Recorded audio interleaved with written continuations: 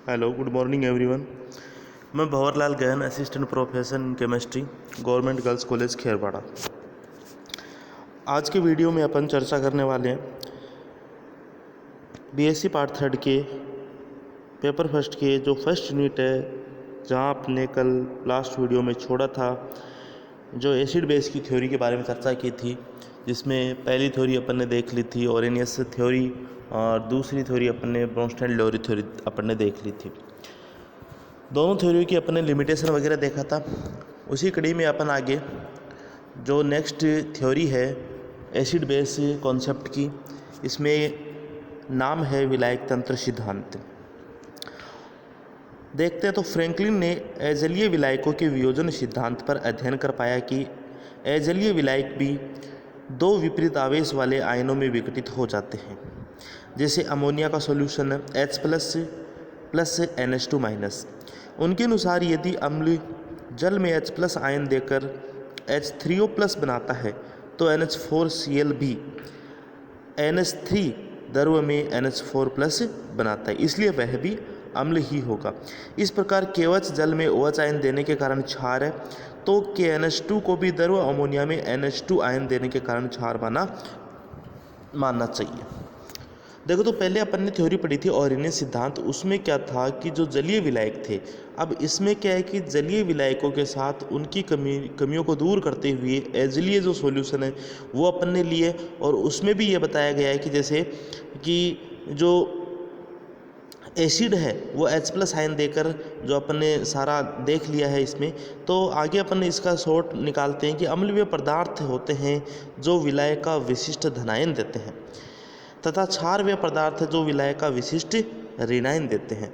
विलायक अपने को देखना है। देखो अपने जलीय विलायक की देख लिया, आर्यनियस थ्योरी खत्म हो गई अपनी।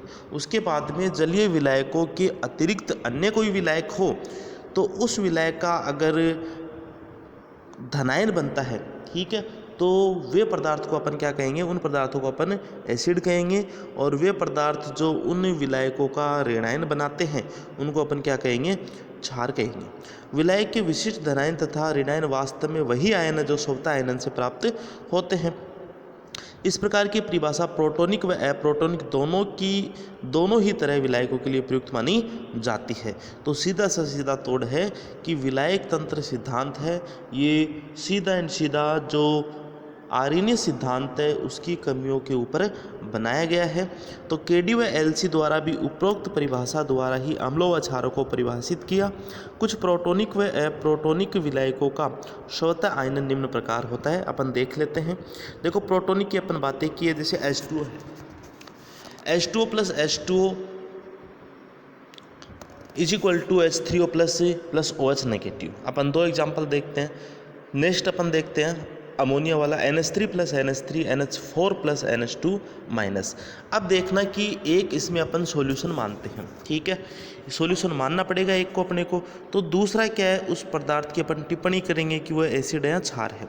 मान लो पहले वाला NH3 पदार्थ है जिसके बारे में अपने को बताना है। अब दूसरे वाला NH3 सॉल्यूशन है, इस सॉल्यूशन का क्या बनाता है, ये NH4+ बनाता है, धनायन बनाता है। तो क्या हो जाएगा, जो पहले वाला NH3 क्या हो जाएगा, एसिड हो जाएगा, ठीक है। अब दूसरे वाला क्या है, पहले वाले का क्या बनाएगा, ऋणायन बनाएगा, तो ये क्या हो जाएगा, इसका क्षार हो जाएगा। इसी तरह से अप्रोटोनिक विलायक, जिसमें अपन पहले विलायक की बात करते हैं, बाकी सेम रहेंगे example. SO2 plus SO2 is equal to SO2 plus SO3 2-। अब देखो जो SO2 प्लस है ये क्या होंगे, एसिड होंगे जिनके द्वारा बनेंगे, और SO3 2- है ये क्या होंगे, बेस होंगे, ठीक है। आर्यनियस सिद्धांत के अनुसार ही अजलीय विलायकों में भी उदासीनीकरण अभिक्रियाओं में अम्ल व क्षार मिलकर लवण व विलायक बनाते हैं।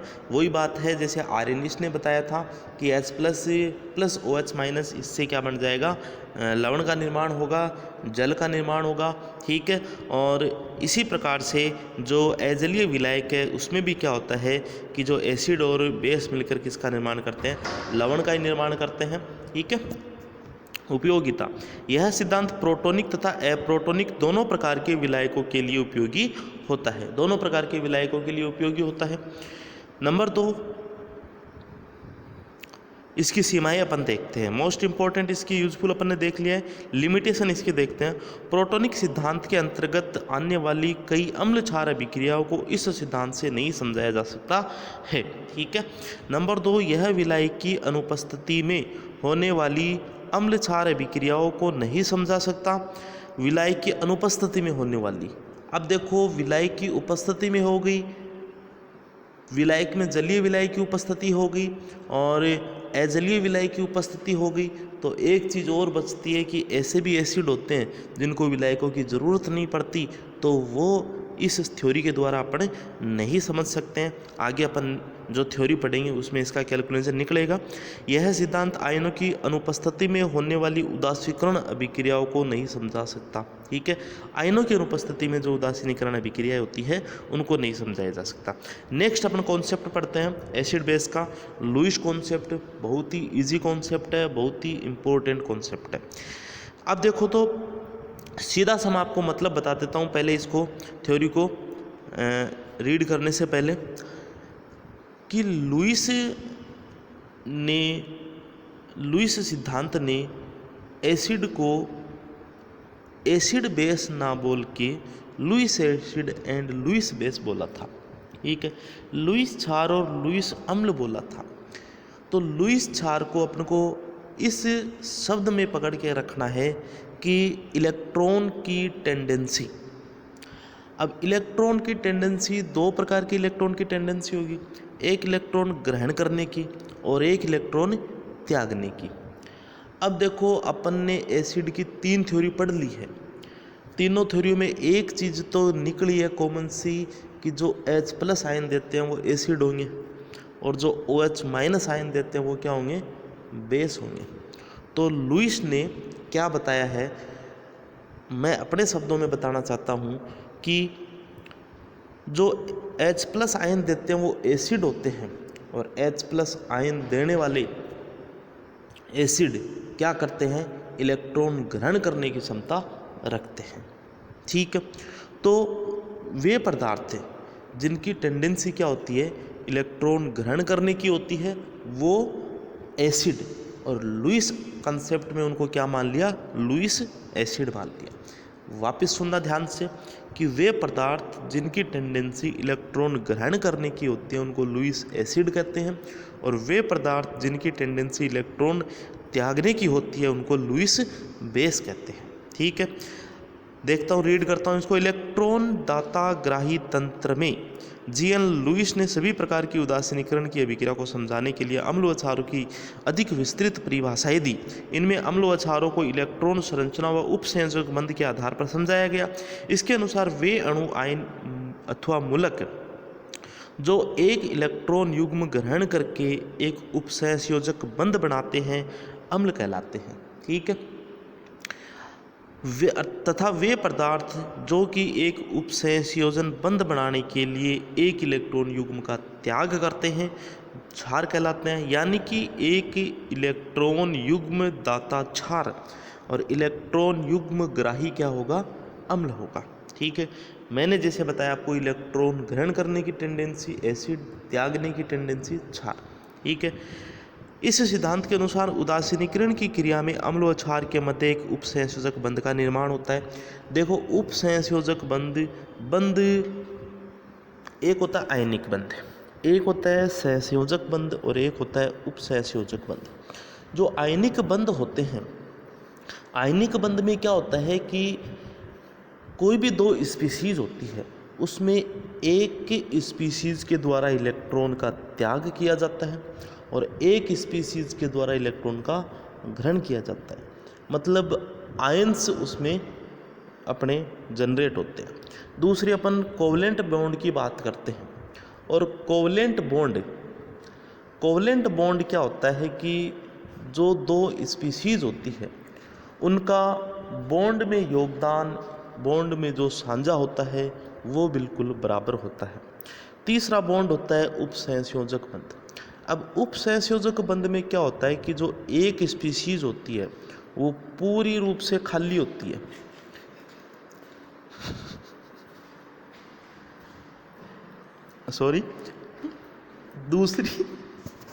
दूसरी स्पीसीज होती है वो एक स्पीसीज पूर्ण रूप से खाली होती है। खाली का मतलब क्या होता है कि वह इलेक्ट्रॉन ग्रहण कर सकती है, वह इलेक्ट्रॉन ग्रहण कर सकती है, और दूसरी होती है केवल इलेक्ट्रॉन डोनेट का कार्य करती है।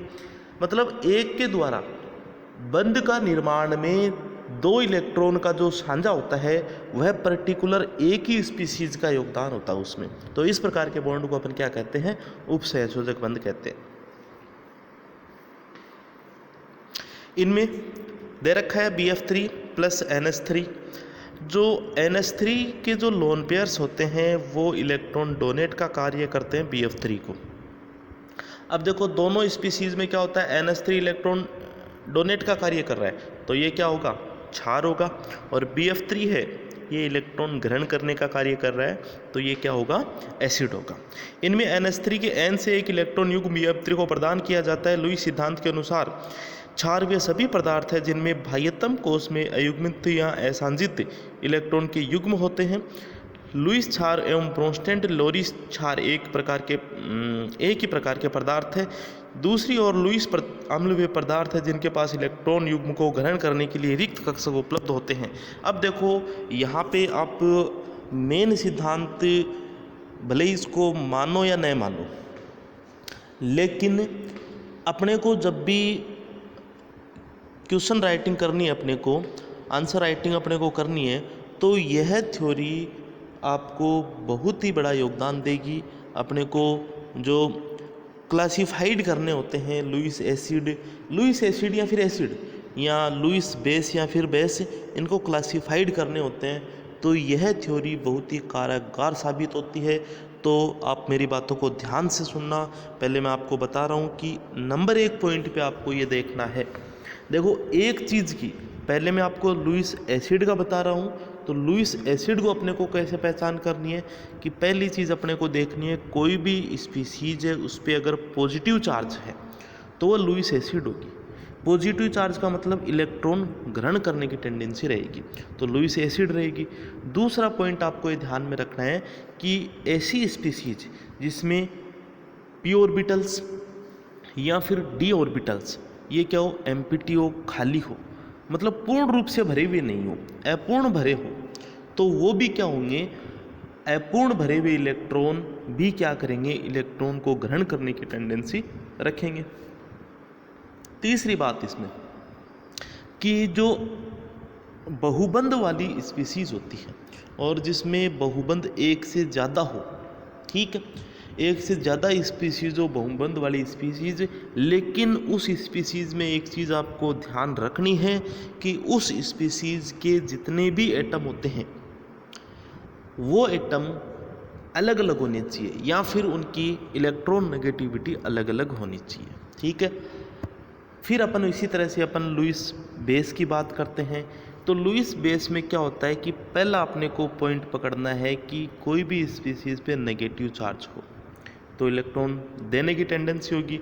दूसरी बात अपने को यह पकड़नी है कि उस स्पीसीज पे एक्स्ट्रा इलेक्ट्रॉन हो, जैसे अयुग्मित इलेक्ट्रॉन हो, जो किसी भी बंध बनाने में प्रयुक्त नहीं होते हो, तो वो भी क्या करेंगे, क्षार की तरह बिहेव करेंगे। तीसरी बात यह है कि जो बहुबंध मैंने आपको बताए हैं इलेक्ट्रॉन, ये जो अपन ने लुईस एसिड में भी मैंने आपको बहुबंध बताए हैं और लुईस क्षार में भी मैं बता रहा हूँ। अंतर केवल इतना है कि लुईस एसिड में जो बहुबंध वाली स्पीसीज होंगे उनमें जितने एटम होंगे उनमें मिनिमम 2 एटम का इलेक्ट्रॉनिक कॉन्फ़िगरेशन समझ लो, इलेक्ट्रॉनिक डेंसिटी समझ लो, ठीक है, विद्युत ऋणता समझ लो, ये क्या होनी चाहिए, अलग अलग होनी चाहिए, मतलब दोनों अलग अलग होनी चाहिए, ऑटोमेटिक सारी चीज़ें अलग अलग हो जाएंगी। लेकिन लुईस बेस में बहुबंध वाली स्पीसीज में ये ज़रूरी नहीं है। इसमें क्या होता है कि बहुबंध जिन स्पीसीज के मध्य बना होता है उन स्पीसीज, वो स्पीसीज केवल एक ही एटम के द्वारा बनी होती है। जैसे मैं आपको एग्जांपल बताऊं, बेंजीन में बहुबंध है, 3 डबल बॉन्ड पाए जाते हैं, 3 डबल बॉन्ड प्रेजेंट होते हैं बेंजीन में, लेकिन बेंजीन में कोई भी ऐसा दूसरा एटम नहीं है, कार्बन के अलावा दूसरा एटम नहीं है, ठीक है। तो ये क्या हो जाएंगे, अपने आप में ये अपने आप में क्या हो जाएंगे, लुईस क्षार हो जाएंगे। अब देखते हैं अपन, मैं रीड करता जाता हूँ। सभी धनायनों को लुईस अम्ल की श्रेणी में रखा हुआ है, देख लिया। नंबर 2 पे ऐसे अणु जिनके केंद्रीय परमाणु में अपूर्ण अष्टक हो। अब देखो अपूर्ण अष्टक होगा तो अष्टक पूर्ण करने का प्रयास करेगा, अगर पूर्ण करने का प्रयास करेगा तो इलेक्ट्रॉन ग्रहण करना चाहेगा और लुईस अम्ल की तरह व्यवहार करेगा। ठीक है। नंबर 3 पे अपन बात करते हैं, ऐसे अणु जिनके केंद्रीय परमाणु में डी कक्षक रिक्त होते हैं। अब डी कक्षक रिक्त होते हैं तो रिक्त कक्षक क्या करेंगे, उनकी टेंडेंसी होगी इलेक्ट्रॉन ग्रहण करने की, और इलेक्ट्रॉन ग्रहण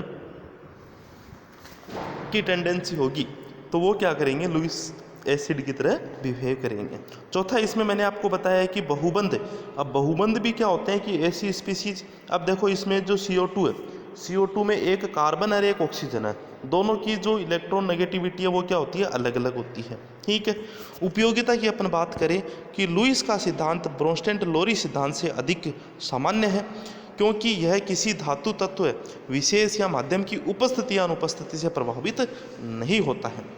लुईस में अपन ने किसी भी प्रकार के विलय की बात नहीं की है, न प्रोटिक विलय की बात की है, न एप्रोटिक विलय की बात की है। ठीक है। नंबर 2 पे यह लंबे समय तक स्वीकृत धात्विक ऑक्साइडों के क्षारीय व धात्विक ऑक्साइडों के अम्लीय गुणों की व्याख्या करने में समर्थ है। यह सिद्धांत उन पदार्थों में अम्लीय व क्षारीय गुणों को समझाने में भी समर्थ है जिनमें कि प्रोटीन नहीं है, प्रोटॉन नहीं है। ठीक है। इस तरह से अपन इसकी उपयोगिता के बारे में देख लेते हैं। नेक्स्ट थ्योरी अपन आगे के वीडियो में, आगे के लेक्चर में अपन पढ़ेंगे। ठीक है। Thank you.